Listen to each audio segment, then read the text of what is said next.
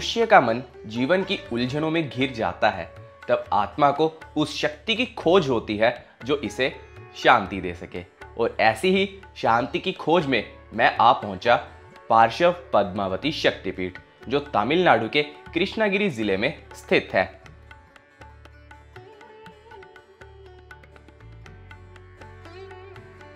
ये कोई साधारण तीर्थ नहीं, बल्कि आस्था का वो केंद्र बिंदु है जहां देश ही नहीं बल्कि विदेश से भी हजारों लाखों लोग चमत्कारी दर्शन करने के लिए पहुंचते हैं।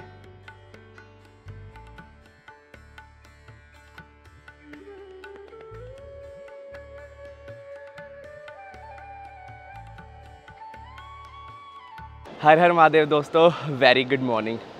आज हमारा बहुत ही रोमांचक सफ़र शुरू होने वाला है और मैं आप सबको लेकर चलने वाला हूं जी तमिलनाडु के कृष्णागिरी धाम पद्मावती मंदिर में दर्शन करवाने के लिए। इस समय मैं दिल्ली के टर्मिनल 3 पे हूं और अपनी फ़्लाइट लेने वाला हूं जी बेंगलुरु के लिए। बेंगलुरु पहुंच के हम अपनी डेस्टिनेशन के लिए जो अपना सफ़र है वो बाय रोड तय करेंगे, यानी कि कृष्णागिरी धाम तक हम अपना जो सफ़र है वो बेंगलुरु से बाय रोड ही कंप्लीट करने वाले हैं। पेट पूजा हमारी हो चुकी है लाउंज में जाकर और बस कुछ ही समय में हमारी जो फ़्लाइट की बोर्डिंग है वो शुरू होने वाली है। तो जल्दी से बढ़ते हैं।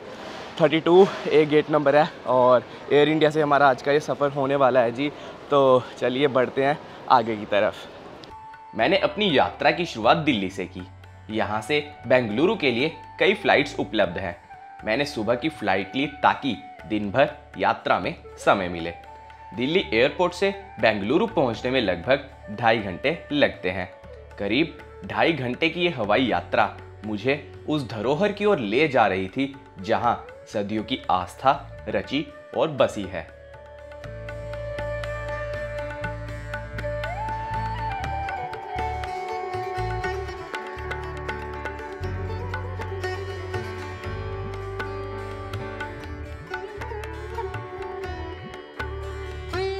लगभग 2 घंटे और 40 मिनट की फ़्लाइट के बाद इस टाइम हम आ पहुँचे हैं बेंगलुरु के केम्पागौड़ा इंटरनेशनल एयरपोर्ट पे।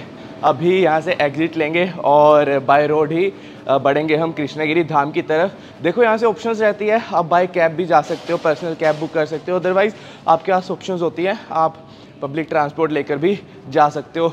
मैं कोशिश करूँगा कि मैं आप सबको लेके चलूँ बाय पब्लिक ट्रांसपोर्ट कृष्णागिरी धाम तक और फिर वहाँ का सारा आपको इम्पोर्टेंस बताएंगे, सारी महत्वता बताएंगे और आप सबको दर्शन करवाएंगे। हर हर महादेव, जय माता दी। बेंगलुरु एयरपोर्ट से निकलकर मैंने बस से कृष्णागिरी की ओर प्रस्थान किया। एयरपोर्ट के अंदर ही बस टर्मिनल बना हुआ है, जहाँ से शांतिनगर बस टर्मिनल के लिए आप डायरेक्ट वोल्वो बस ले सकते हैं। शांतिनगर तक का बस टिकट 280 रुपये है और यहाँ तक पहुँचने में लगभग 1 घंटे का समय लग जाता है। यहाँ पहुँचने के बाद मुझे कृष्णागिरी के लिए डायरेक्ट बस मिल गई। एसी बस का टिकट करीब 235 रुपये और नॉन एसी बस का टिकट लगभग 110 रुपये है। और आप चाहे तो टैक्सी बुक करके भी बेंगलुरु एयरपोर्ट से सीधा कृष्णागिरी तक लगभग 4 घंटे का सफ़र करके पहुँच सकते हैं। यहाँ चाहे आप पहली बार जा रहे हो या रेगुलर ट्रैवलर हो, ये रूट सिंपल और कन्वीनियंट है। तो आप सभी भी अगर पब्लिक ट्रांसपोर्ट से बेंगलुरु से पार्श्व पद्मावती मंदिर जाना चाहते हैं तो आप वाया शांतिनगर होते हुए कृष्णागिरी पहुंचिए और कृष्णागिरी से ऑटो लेकर आप पद्मावती मंदिर तक आराम से पहुंच सकते हैं।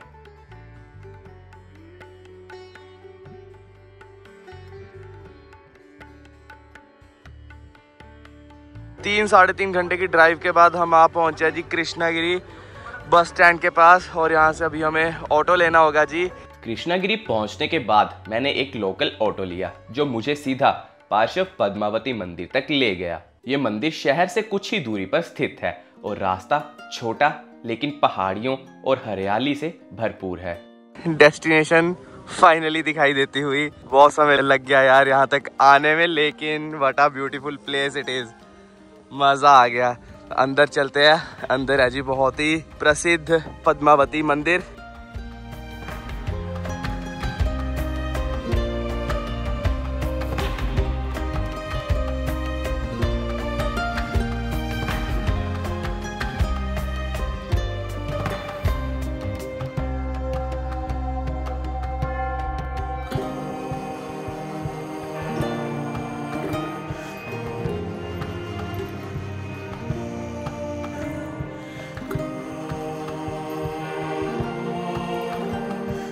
पहुंचते ही मैंने सबसे पहले भोजन ग्रहण किया। प्रसाद जैसा भोजन जो लंबे सफ़र के बाद एक सुकून बन गया। और उसके बाद मैं सीधा मंदिर के सामने जा पहुंचा। ना कोई शब्द, ना कोई प्रार्थना, बस मन में शांति थी। मैं सिर्फ मंदिर को निहारता रहा, जैसे हर दरवाज़ा, हर कलश, हर झिलमिलाता दिया मुझे अंदर से बुला रहा हो। मंदिर का दृश्य अपने आप में ही इतना दिव्य था कि समय का एहसास ही नहीं हुआ। और ऐसे ही शाम ढलते ढलते रात हो गई।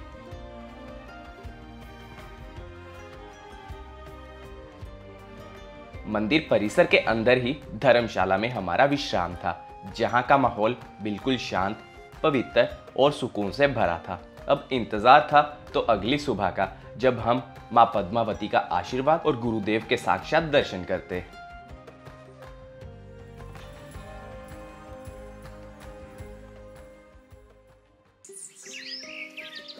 आज है इस दिव्य धाम में हमारा दूसरा दिन। कल शाम को हम इस पवित्र धाम में आ पहुंचे थे और यहाँ पर हमारा रात्रि विश्राम था। आपको बता दें कि इस धाम की जो आस्था है, भक्ति है, शक्ति है, वो दिव्यता का एक बहुत ही अद्भुत प्रतीक है। यहाँ पर देख सकते हो कि साइन बोर्ड लगा हुआ है, वे टू टेम्पल, मंदिर जाने का रास्ता। आपको दिखाते हैं कि बिल्कुल आपको सामने मंदिर दिखाई दे रहा होगा। यहाँ पर माँ जगदम्बा, माँ भगवती, माँ आदिशक्ति पद्मावती रूप में विराजमान है। और यहाँ पर आज है जी एक विशेष दिन, जिसके चलते हम भी इस पवित्र धाम में आ पहुँचे हैं। आज है जी इस मंदिर का वर्षगांठ, जिसे आप इंग्लिश में एनिवर्सरी के तौर पर जानते होंगे। साथ ही साथ आज मंदिर के शिखर पर गुरुदेव जी द्वारा ध्वजारोहण किया जाएगा। तो माता रानी जी का आशीर्वाद लेने के लिए और गुरुदेव जी का आशीर्वाद और सानिध्य प्राप्त करने के लिए दूर दूर से श्रद्धालु यहाँ पर आए हुए हैं। इस समय हम तमिलनाडु के राज्य कृष्णगिरी धाम में हैं, जिसे आप पद्मावती मंदिर के नाम से भी जानते होंगे। जो यहाँ पर 1500 से 2000 श्रद्धालु यहाँ पर आज के लिए आया हुआ है, वो आया जी देश के कोने कोने से। कोई आया है सूरत से, कोई आया है अहमदाबाद से, कोई आया है मुंबई से, तो कोई आया है दिल्ली या फिर पंजाब से। तो इसी बीच हम भी यहाँ पर आ पहुंचे हैं, मैं जगदम्बा माँ भगवती का आशीर्वाद लेने के लिए, साथ ही साथ गुरु जी का दर्शन प्राप्त करने के लिए।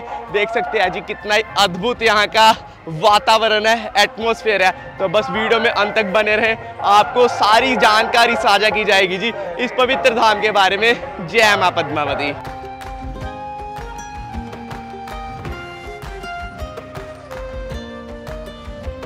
जय माँ पद्मावती। दोस्तों, अपने आज के दिन की शुरुआत हम करने वाले हैं माँ पद्मावती जी के आशीर्वाद के साथ। यहाँ पर माँ पद्मावती को शक्ति, संतुलन और समृद्धि की देवी के रूप में पूजा जाता है। इस मंदिर का निर्माण कई वर्षों पूर्व हुआ था और वार्षिक तौर पर यहाँ पर वर्षगांठ का महोत्सव मनाया जाता है। तो चलिए मंदिर में माँ पद्मावती जी का आशीर्वाद प्राप्त करते हैं और आप सबको भी माँ पद्मावती जी का दर्शन करवाते हैं।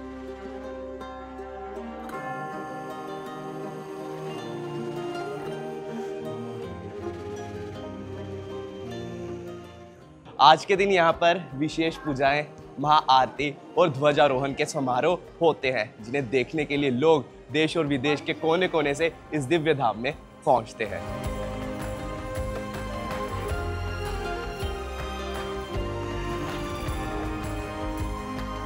वर्षों पूर्व जहां पर कुमकुम की बारिश अक्सर हुआ करती थी, वहीं पर गुरुदेव ने इस मंदिर का स्थापन करवाया और यहाँ पर माँ पद्मावती जी का दिव्य रूप विद्यमान है।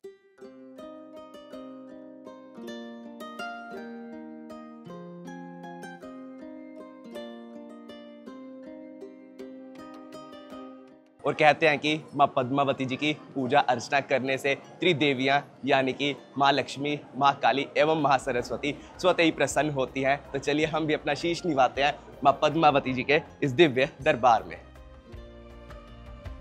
मंदिर प्रांगण में जैसे ही आप देवी के सामने खड़े होते हैं, एक ऊर्जा आपकी आत्मा को छू जाती है। देवी पद्मावती की मूर्ति अति मनोहारी है। सोने और चांदी से सुसज्जित, चमकती हुई आंखें, शांत मुद्रा में बैठी हुई देवी पद्मावती। पूरे वातावरण में एक दिव्य कंपन होता है। मंत्रोच्चारण, घंटियों की ध्वनि और श्रद्धालुओं की प्रार्थना, हर चीज इस मंदिर को अद्वितीय और अलौकिक बनाती है। मंदिर प्रांगण के अंदर ही माँ के अनेकों रूप विद्यमान हैं। अब बात करते हैं इस मंदिर के बारे में। पार्श्व पद्मावती मंदिर दो महत्वपूर्ण देवी देवताओं को समर्पित है, भगवान पार्श्वनाथ और देवी पद्मावती। माना जाता है कि यह मंदिर चमत्कारी शक्तियों का केंद्र है। यहाँ आकर जो भी सच्चे मन से देवी पद्मावती से प्रार्थना करता है उसकी मनोकामना अवश्य पूर्ण होती है।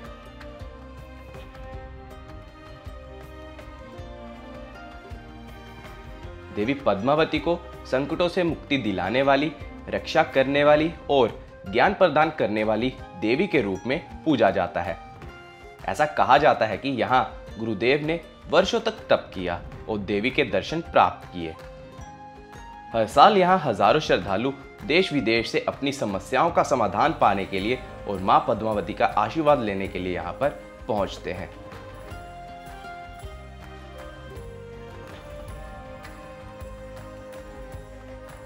मंदिर में चमड़े की वस्तुएं और काला कपड़ा पहनना वर्जित है और यहाँ आने से पहले आपको अपना पंजीकरण करवाना अनिवार्य होता है।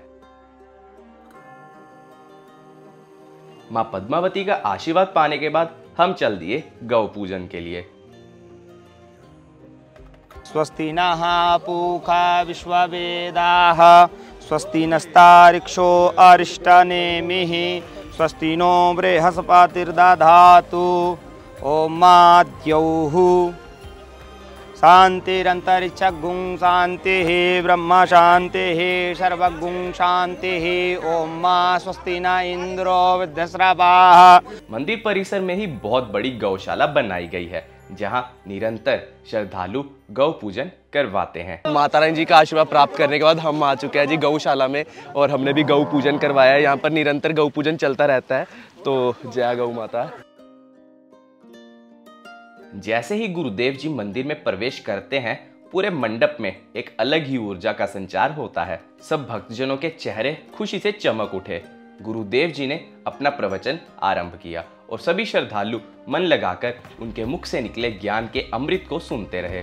हर शब्द जैसे दिल को छू रहा हो। धर्म, भक्ति और जीवन की सार्थकता पर आधारित वो ज्ञान जो एक समर्पित जीवन का मार्ग दर्शाता है। पूजन अर्चन और प्रवचन के बाद अब समय था उस क्षण का जिसका सब लोगों को इंतजार था, मंदिर के शिखर पर ध्वजारोहण का पवित्र अवसर।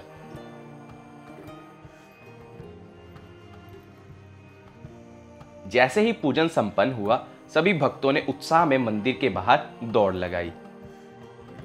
ये जी मंदिर में पूजा हुई है संपन्न और कुछ ही देर में अब मंदिर के शिखर पर गुरुदेव द्वारा ध्वजारोहण किया जाएगा। सभी की आंखें मंदिर की शिखर पर टिक गई और फिर गुरुदेव जी स्वयं मंदिर के शिखर पर पहुंचे। वेद मंत्रों, शंखनाद और ढोल नगाड़ों के मधुर गूंज के बीच विधि विधान के अनुसार ध्वजारोहण किया गया।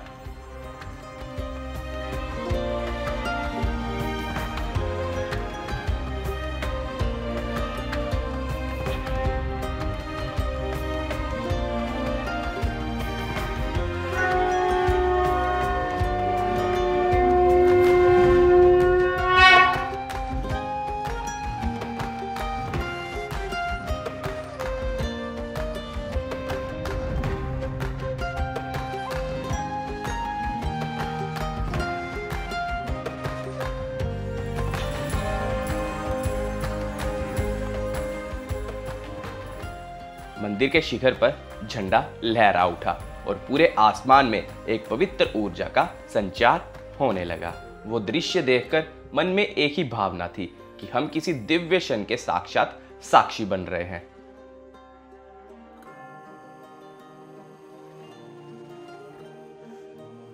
ध्वजारोहण के पश्चात गुरुदेव द्वारा शिखर से ही श्रद्धालुओं के लिए खजाना वितरित किया गया, जिसको पाने के लिए सब श्रद्धालु बहुत उत्साहित थे।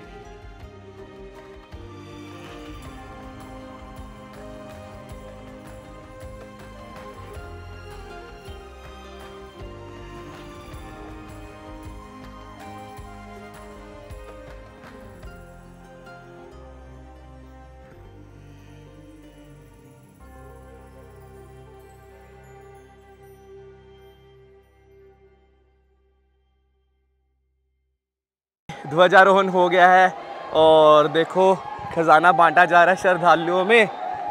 सीढ़ियों पे चढ़कर गुरुदेव सभी श्रद्धालुओं में खजाना बांट रहे हैं। तो ये दिव्यता है इस पावन धाम की, माँ पद्मावती शक्तिपीठ की। जय माँ पद्मावती, जय माँ जगदम्बा, जय माँ आदिशक्ति।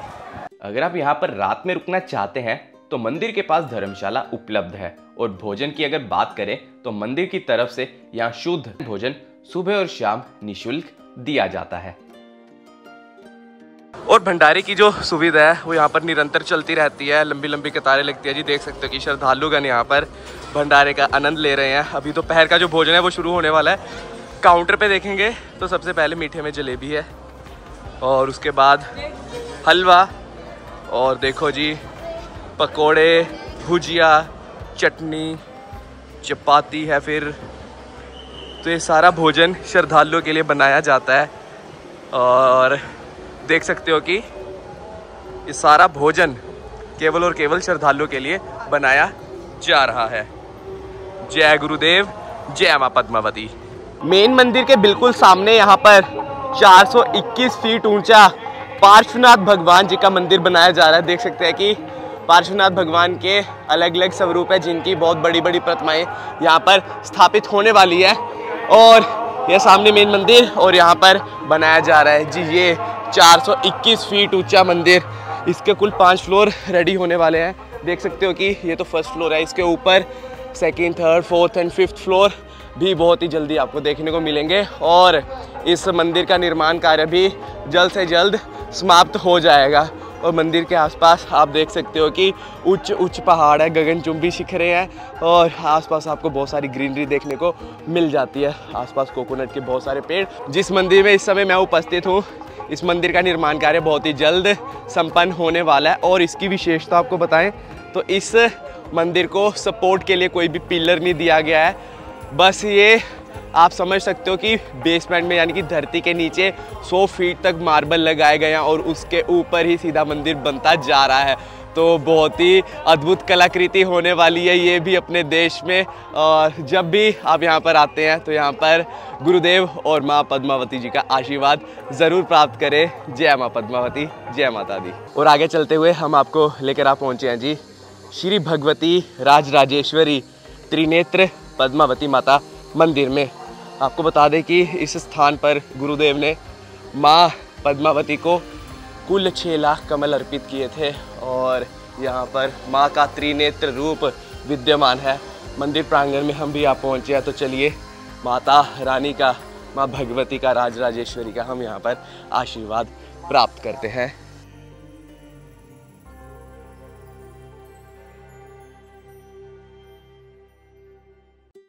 और आप सभी यहाँ पर माँ पद्मावती जी के त्रिनेत्र स्वरूप का दर्शन कर सकते हैं।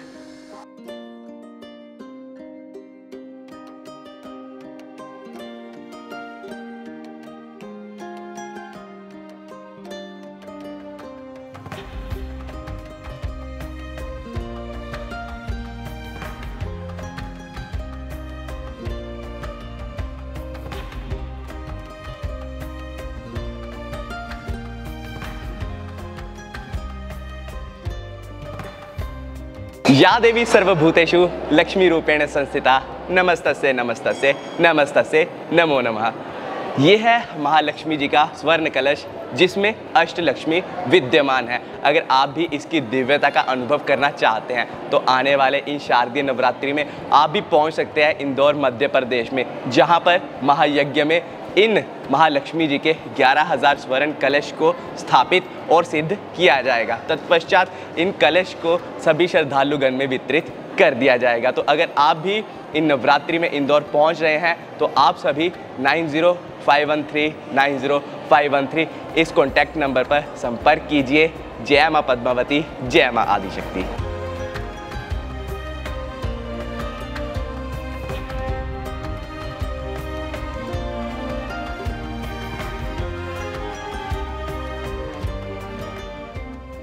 मौसम ठीक हुआ है तो सोचा क्यों ना आपको अब उस स्थान पर लेकर जाया जाए जहाँ से इस पूरे पवित्र धाम की शुरुआत हुई थी, जहाँ से इस पवित्र धाम की नींव रखी गई थी। तो दोस्तों ये है नागराज क्षेत्रपाल जी का बहुत ही पवित्र मंदिर, जहाँ पर दर्शन पाने के लिए श्रद्धालु दूर दूर से आते हैं और कहा जाता है कि यही वे स्थान है जहाँ पर गुरुदेव जी को नागराज जी ने दर्शन दिए थे। कहते हैं कि गुरुदेव के स्वप्न में नागराज नाग और नागिन के जोड़े में आते थे और उनको दर्शन देते थे। और आप सब देख सकते हैं कि मेरे आसपास आपको बहुत सारी पोटली में यहाँ पर नारियल बंधे हुए दिखाई दे रहे होंगे। कहा जाता है कि जिन भी श्रद्धालुओं की यहाँ पर मनोकामनाएं सिद्ध होती हैं, मनोकामनाएं पूर्ण होती हैं, वो यहाँ पर नारियल चढ़ाकर जाते हैं। और अब आगे बढ़ते हुए सबसे पहले हम आपको नागराज जी की प्रतिमा के दर्शन करवाएंगे।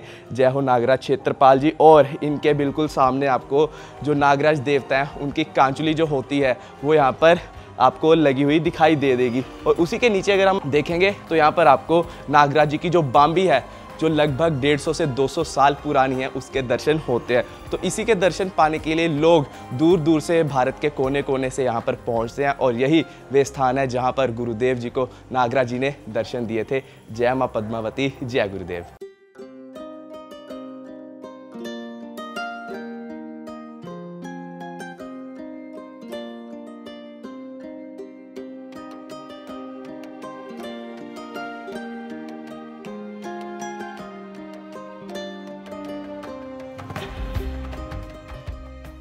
हम इस समय जा रहे हैं मंदिर के शिखर पे। मंदिर के शिखर से हमने देखना है कि आसपास का कैसा दृश्य आ रहा है और जो पूरा टेंपल प्रेमिसेस है वो कैसा प्रतीत हो रहा है जी इतनी ऊपर से। वाह। आपको ये भी दिखाते हैं कि लोग शिखर पर आके यहाँ पर माथा टेकते हैं। 1 2 and 3 we have reached the top। जय माँ पद्मावती, जय माँ जगदम्बा। और देख सकते हो कि यह है मंदिर का शिखर, जिसे स्पर्श करने श्रद्धालु 2 मंजिल ऊपर चढ़ते हैं। जय माँ पद्मावती, जय माँ जगदम्बा। और यह है ध्वजा, जो आज ध्वजा बदली गई है, ध्वजारोहण किया गया है। वो ये सामने ध्वजा देख सकते हैं आपके सामने। और आसपास का आप सारा दृश्य देख सकते हैं कि ऊंचे ऊंचे पहाड़ों के मध्य में बसा ये कृष्णागिरी धाम कितना ही अलौकिक, कितना ही भव्य प्रतीत हो रहा है। इसके 360 अगर आप मंदिर के 360 व्यू लोगे ना ऊपर से एरियल व्यू, तो आपको यहाँ पर केवल दूर दूर तक पहाड़ और हरियाली ही दिखाई देगी।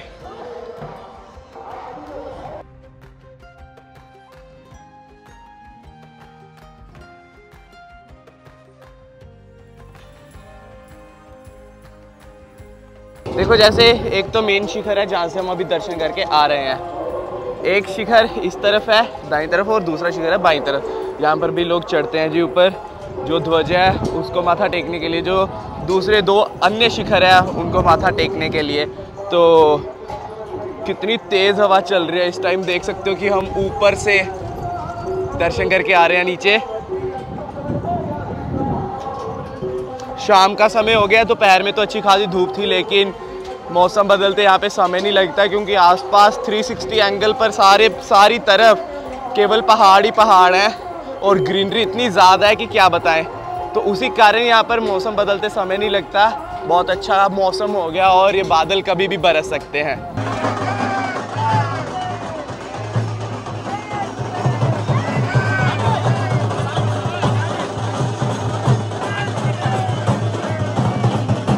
तो जी आज प्रोग्राम का ये अंतिम दिन था और गुरुदेव अब अपना मार्ग पकड़ के अपने स्थान की ओर वापस जा रहे हैं। तो देखो जी श्रद्धालुओं में कितना हर्षोल्लास है। उनके स्वागत के लिए समागम के 5 मिनट पहले यहाँ पर आप पहुँचे थे और देख सकते हो कि जहाँ जहाँ से गुरुदेव निकले हैं वहाँ से उनके पद चिन्हों को फॉलो कर रहे हैं। और जो गुरुदेव को फूल अर्पित किए गए थे वो लोग अपने साथ लेके जा रहे हैं, देख सकते हो।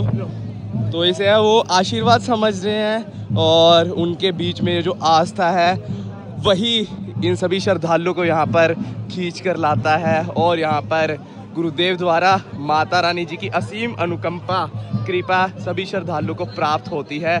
जय माता दी, जय माता दी, जय माता दी।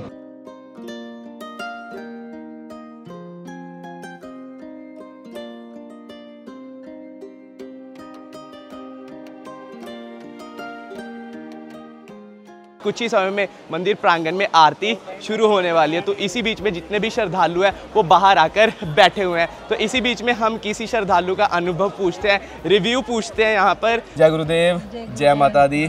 आपका यहाँ का एक्सपीरियंस कैसा है, मेरे को अब कुछ शब्दों में आप बयां कीजिए। एक्सपीरियंस ऐसा है भैया कि हम जो सोचते हैं वो हो जाता है गुरुदेव।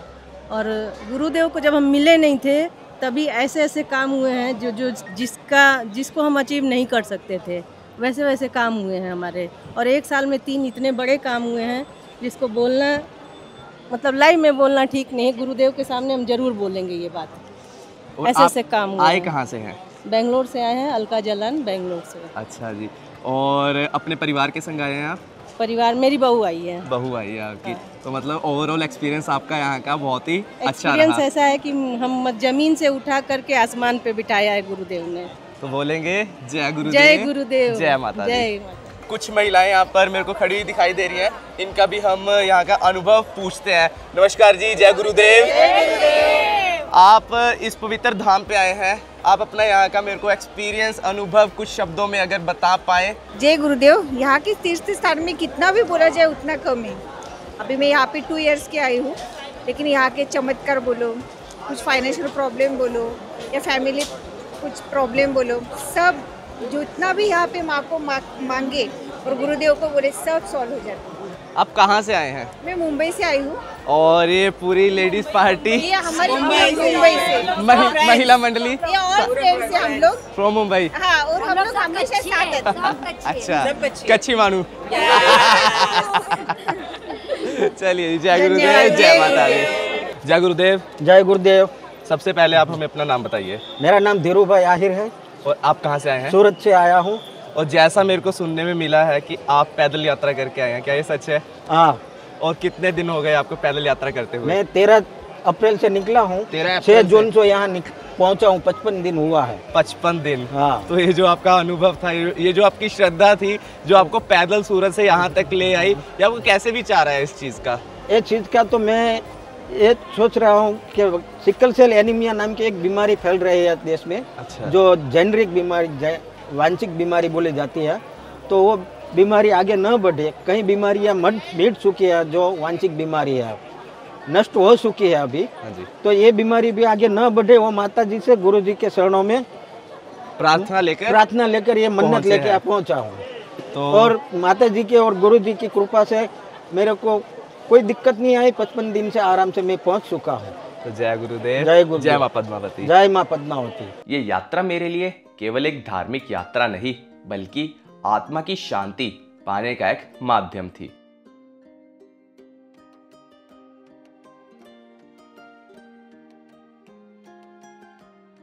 पार्श्व पद्मावती मंदिर ने न केवल मुझे शांति दी, बल्कि मुझे ये एहसास कराया कि भारत के ऐसे कितने चमत्कारी स्थान हैं जो हमारे जीवन को बदल सकते हैं।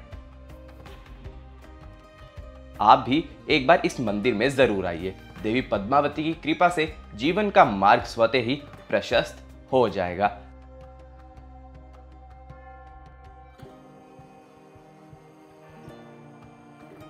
जय माँ पद्मावती। और अब समय आ गया है कि इस स्थान से वापस अपने घर की तरफ प्रस्थान किया जाए।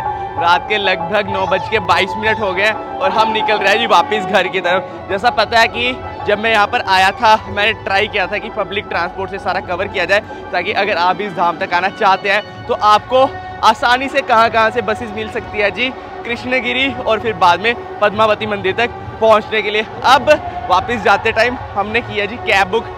कैब जो बुक हुई है वो हुई है 3000 की, जो कि हमें बेंगलुरु एयरपोर्ट पे ड्रॉप करेगी और बेंगलुरु से हम अपनी फ़्लाइट लेकर पहुंचेंगे दिल्ली और फिर करेंगे घर वापसी। आशा करता हूँ आप सबको वीडियो अच्छी लगी होगी। वीडियो अच्छी लगी हो तो लाइक कीजिएगा, चैनल को सब्सक्राइब कीजिएगा और कमेंट सेक्शन में बताइएगा कि आप सभी कब आ रहे हैं जी यहाँ पर माँ पद्मावती और गुरुदेव जी का आशीर्वाद लेने के लिए।